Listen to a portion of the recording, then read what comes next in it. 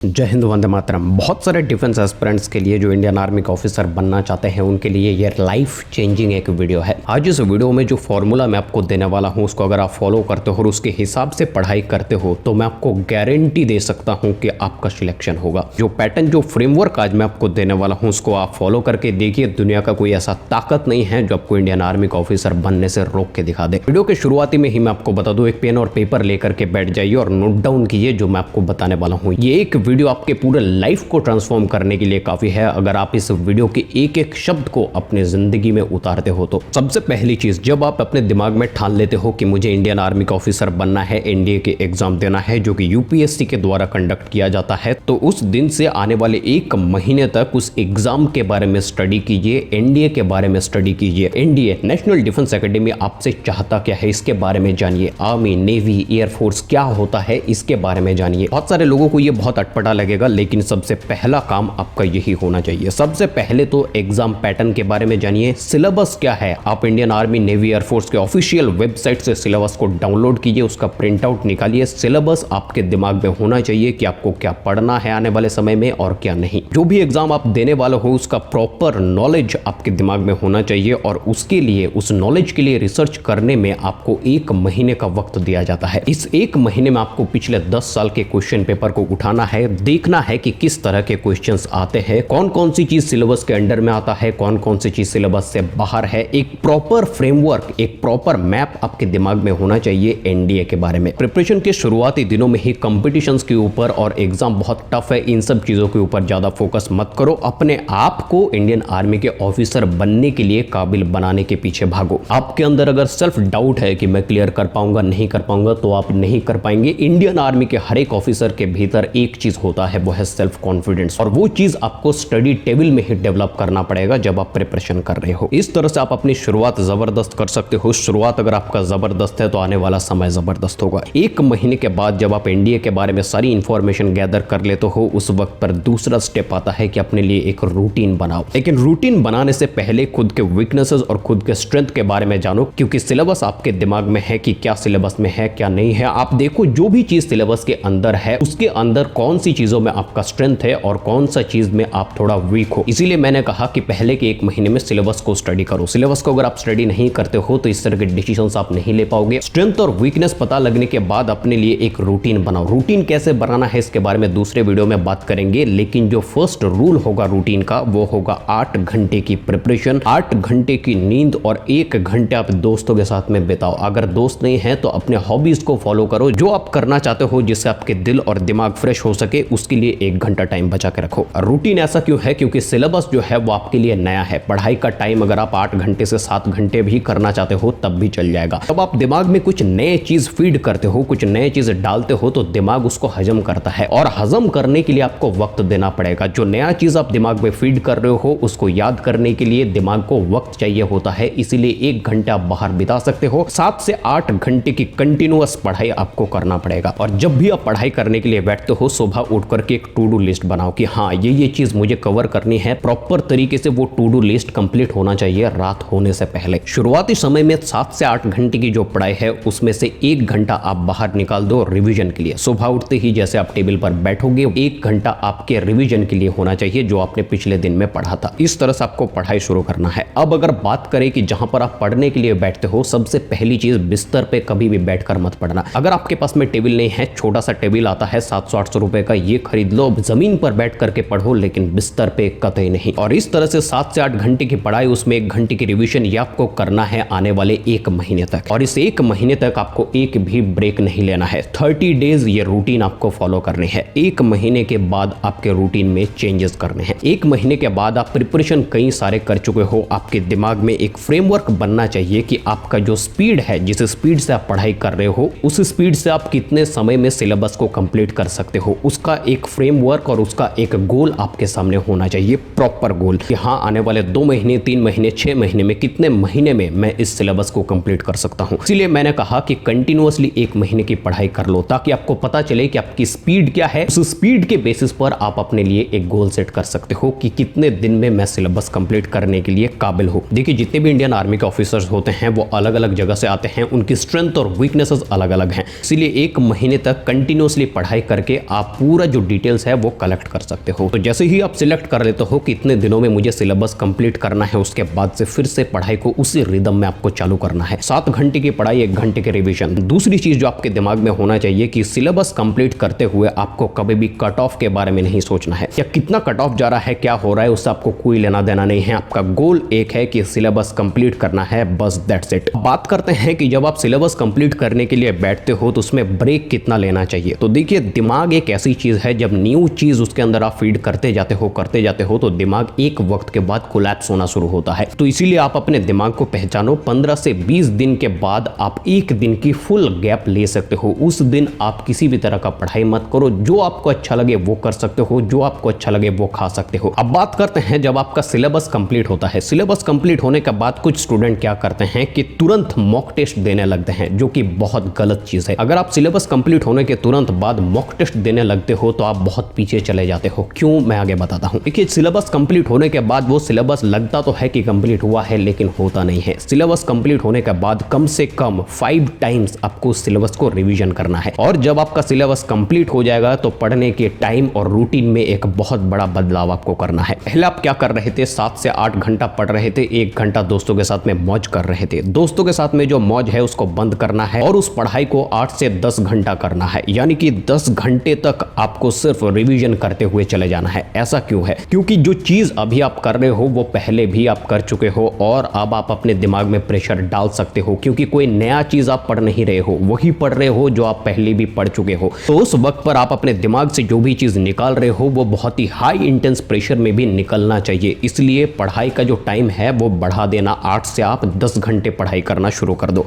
उस 10 घंटे की पढ़ाई में प्रॉपर रिवीजन करो और पूरे सिलेबस का 4 to 5 टाइम्स रिवीजन आपके दिमाग में होना चाहिए। हर दिन 10 घंटे की पढ़ाई करो, उसमें सिर्फ एक चीज करो, वो है रिवीजन। जब आपका रिवीजन पूरी तरीके से 4 से 5 बार खत्म हो जाता है, उसके बाद आपको जाना है मॉक टेस्ट में। मॉक टेस्ट में भी कुछ रूल्स हैं जो आपको फॉलो करने हैं। देखिए, एनडीए में जो एग्जाम होता है वो टोटल 5 घंटे का होता है। मॉर्निंग में एक शिफ्ट होता है और दोपहर में एक शिफ्ट होता है। एक्चुअल टेस्ट में बीच में एक गैप रहता है, लेकिन जब आप मॉक टेस्ट दे रहे हो तब उस बीच का गैप आपको इस्तेमाल नहीं करना है। पूरे दिन में आपको 9 से 10 घंटे पढ़ाई का टारगेट बनाना है। रिवीजन खत्म होने के बाद भी पढ़ाई के 9 घंटे में 5 घंटे आपको एक मॉक देना है। फुल तरीके से एकदम शिद्दत के साथ में प्रॉपर मैनर्स में मॉक टेस्ट देना है। और बाकी बचे जो 4 घंटे उसमें आपको सिर्फ करने हैं एक चीज, जो कि है रिवीजन। रिवीजन ही एक चीज है जो आपका सिलेक्शन इंडियन आर्मी में करवा सकता है। जो भी स्टूडेंट रिवीजन को बाईपास करते हैं वो कभी भी एनडीए ज्वाइन नहीं कर पाते हैं। और 5 घंटे की जो एग्जाम होती है, जो मॉक टेस्ट है, उसमें आपको बिल्कुल भी गैप नहीं लेना है।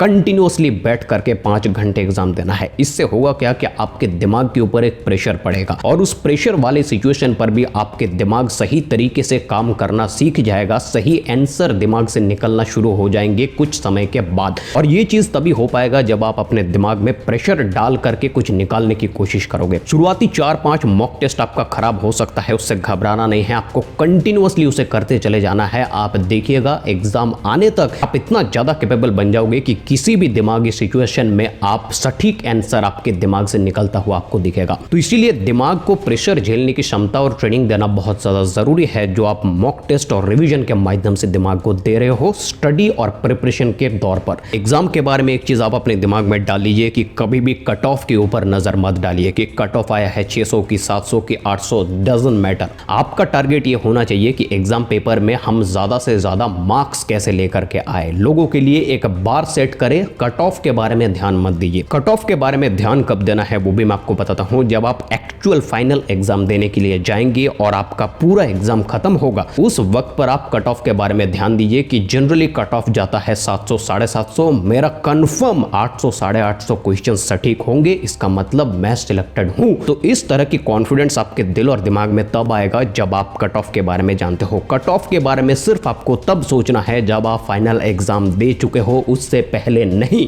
पूरे फ्रेमवर्क को अगर मैं समअप करूं तो 4 पॉइंट्स निकल करके आते हैं। सबसे पहला पॉइंट है कि जो एग्जाम आप देने वाले हो उसके बारे में इंफॉर्मेशन, सिलेबस सबसे पहले दिमाग में कलेक्ट कर लो। दूसरी चीज है अपने लिए एक रूटीन बनाओ। 7 से 8 घंटे की न्यू स्टडी, यानी कि नए चीज अपने दिमाग में डाल रहे हो। 8 घंटे की नींद और 1 घंटे दोस्तों के साथ में या फिर हॉबी, आप कुछ भी कर सकते हो। तीसरी चीज, 1 महीने के बाद अपने स्पीड को देखते हुए सिलेबस कंप्लीट करने का एक टारगेट, एक गोल सेट कर लो। और चौथी चीज, सिलेबस खत्म होने के बाद 4 घंटे की रिवीजन और 5 घंटे के मॉक टेस्ट हर दिन देते रहो। मैं आपको गारंटी देता हूं इस फ्रेमवर्क को कोई झुटला नहीं सकता और बहुत सारी एक्सपीरियंसेस को कलेक्ट करके ये फ्रेमवर्क मैं आपको दे रहा हूं। ये आपके लिए बहुत ज्यादा इंपॉर्टेंट होने वाला है, आपकी पूरे लाइफ को बदल सकता है ये चीज। अगर आप इस रूटीन को फॉलो करते हो तो मैं आपको 100% गारंटी देता हूं कि आपके कंधों पर लेफ्टिनेंट रैंक लगने से किसी माई का लाल नहीं रोक सकता। इस रूटीन को फॉलो करके आप इंडियन आर्मी के लेफ्टिनेंट बनो, इंडिया के एग्जाम क्रैक करो और नीचे आकर के कमेंट करो। इससे बड़ी चीज मेरे लिए और कुछ नहीं हो सकता। जय हिंद, वंदे मातरम।